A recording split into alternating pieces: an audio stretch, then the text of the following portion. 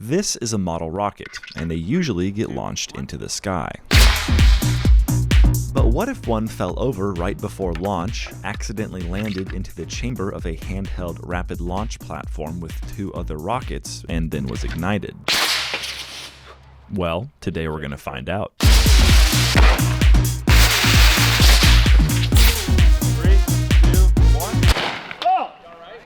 Okay, my idea for this was pretty simple, and my idea for the rocket revolver consists of 2 parts, the rocket part and the revolver-shaped launcher part. Let's start with the rocket part. 2, 1. Whoa! What the freak? Luckily, I had my fire extinguisher, so nothing bad happened, and what I just ignited was a model rocket engine that should fly in a straight line like this one here. But upon reviewing the slow-mo, I saw that my rocket did not fly straight, but was rather quite zesty with it. And since I want to launch my rockets accurately, I'm gonna need to dabble in some science of the rocket persuasion. Now, I'm told that a model rocket has 4 main parts: the nose cone, the body, the fins, and the motor. I didn't know where to start the design, but I had this box of motors laying around, so I figured there was as good as any. This is an A10 engine, which I believe is the same engine that powers this flying gun, if I am mistaken. The datasheet claims a max thrust of less than 3 pounds, which means if I were to put a motor in this rocket body and tie it to this jug of high-energy plankton, it shouldn't be able to move it, but I had to find out for myself. 2, 1. Oh, Lord! That is not well. The motor decided to disembowel itself from the body, and for a while I thought my house was burning down because I couldn't find it. Shoot, where is it? Where is it? Where is it? But I finally saw it nestled into bed with the tripod across the garage, and that was the last time I'll be setting one of those off inside. That's the last one. That failed test meant I had to remove some scope from the project, but I've definitely got a solid motor, so now I just need to stop it from tumbling in air, and there are generally 2 ways to achieve that. Put some spinach on it, or put some finage on it. Spinning a projectile somehow makes it stable via an effect of a Greek sandwich, which I'm not nearly smart enough to explain, so I made this piece with these whittle ears that go in this rifled tube, which should impart a twist when it comes out. This twist looks suspiciously like a tumble, and when compared to this def projectile's performance, the results were exactly the same. But I loaded a rocket in it anyway, just to see if it knew something that I didn't. Gyration stabilization. Here we go. 3, 2, 1. 2, 1. It did not. It turns out that some psychopaths in the 60s already tried to make a gyrationally stable rocket gun called the gyrojet, but it was a miserable failure, and if the same generation of engineers who made this couldn't get the gyrojet to work, do you really think this guy can? They say that fin is the new spin, so I took the previously gymnastics-loving projectile, made some adequately sized fins for it, laid some nasty beads to weld the 2 together, and now it should fly perfectly. These may seem like failures to the educated eye, but my 1.8 GPA eyeballs were telling me this was great news because my Imperial shuttle no longer tumbled and even flew once. That actually flew. And if it flew once, I don't see any reason why it wouldn't work with a rocket in it. Oh.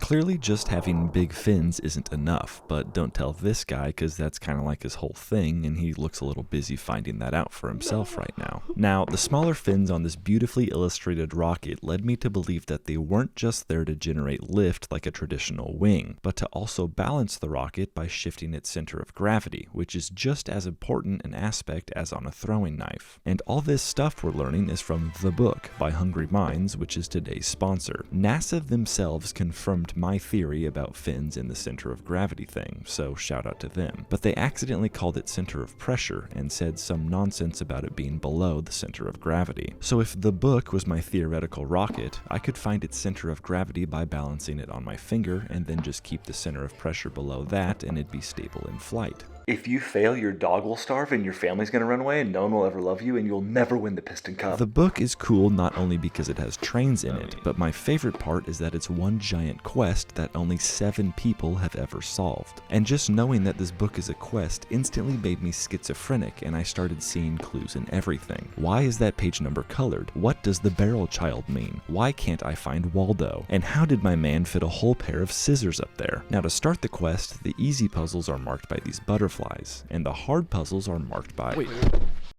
So if reading and learning is something you like doing because you're just better, click the link in the description below or scan this QR code to purchase the book, and I beg of you to use my code CONCEPT to get 10% off. Thanks again to Hungry Minds for sponsoring this video. Now back to vibe engineering a model rocket. Typical model rockets are between 12 and 24 inches long, but that seemed ridiculous for a handheld application, so I made this much more practically sized rocket, clocking in at a very respectable 5 inches. Now the fins may look a little Nemo-y, but that's because they are, since I needed the whole thing to fit in a cylinder with other rockets. It didn't really seem to like flying, or living for that matter, so I loaded a motor into it and found where gravity liked touching it the most. I then traced its shadow on a piece of cardboard, carefully cut out the shape of the rocket, and then balanced that to find my rocket's center of pressure. Is that the right way? The CP was higher than the CG, which did not a stable rocket make, so I got my nuts out and started slapping them onto the chin of the rocket until it changed the center of gravity enough to make it stable. I then remade the nose cone so I could weigh it internally, and then to double check its stability I put it on a leash and gave it the same treatment I give my neighbor's dog when it poops in my yard. And it sure looks like a rocket when I do that, so I think this'll work. Now before flying the rocket, I first strapped it down and put a plug in it, which is an actual test rocketists do called a static fire test, and for this test I just wanted to see what would happen when the motor's ejection charge went off.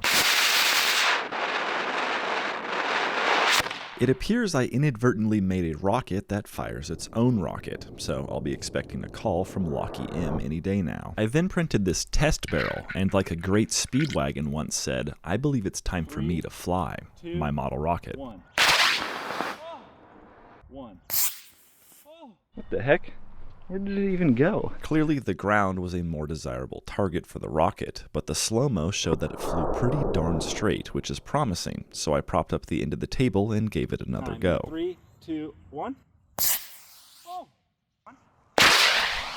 I lost track of it and thought it hit the house, so I did my best Hasselhoff impersonation, except clothed and with a fire extinguisher and 15% more body fat. I found its remnants only a couple 100 feet away, and the slowest of motions I had available to me showed a straight enough flight path, which I was super happy with since this was the first time I had ever tried to make a model rocket. Now if you recall, the making of the rocket was only half the battle, and I still had to make the launch platform, which needed to do 3 things: rotate the cylinder without harming it, stop at the right spot, and ignite the rocket motor via electrical means just like a normal model rocket. So I designed a bunch of professional parts, such as the finger, the big finger, and the balls holder. And then I was trying to build the trigger, another trigger system for you and me, and oh baby, I finally got it to mostly work. It is at this point I should make my argument for why this isn't what it looks like. There's no firing pin, no hammer, no launch by mechanical means, and the rocket engines are actually black powder, not gunpowder. And even if you did still want to call this a firearm, you actually can't, since the caliber of the rocket is well over a 50 cal, which technically makes this a cannon. The indexer rotates the launch chamber to the correct position, and to fire the rocket I came up with this ball spring idea when this guy in my Discord suggested it, which on full trigger pull interfaces with these screws to power the motor igniter. There's also an exhaust tube that I'll become intimately familiar with later, and it's even got a cylinder flip out for front loading the rockets. With the launch platform done, I set back up the testing range and was kind of nervous to do the first test by hand, so I rigged some mechanical hands to do the holding for me so that I could fire it from a safe distance. And once a rocket was loaded into the cylinder, it was time to see if this thing would even work or just blow up. 3, 2, 1.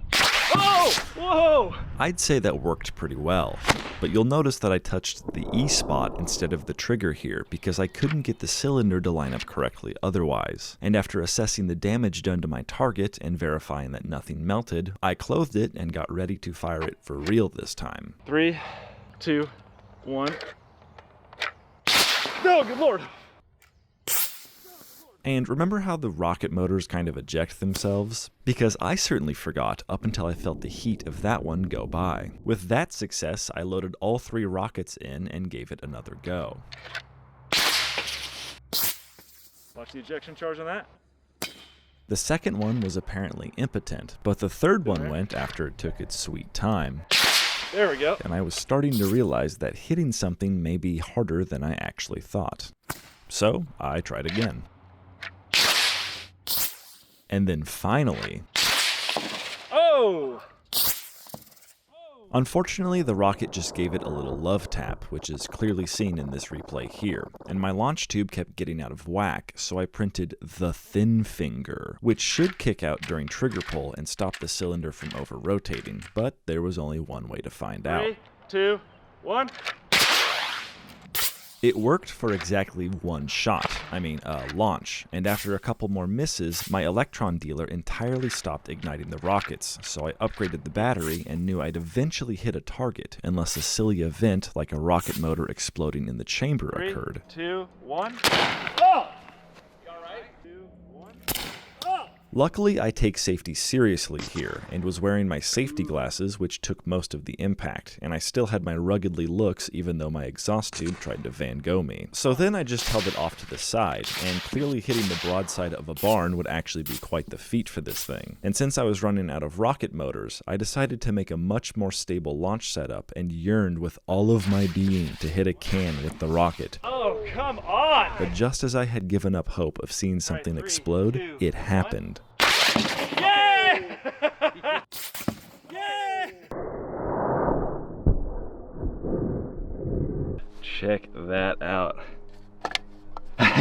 Perfect timing too, because that was pretty much the last rocket I had. And for some dessert after the main course, here's some extra slow-mo I thought was cool.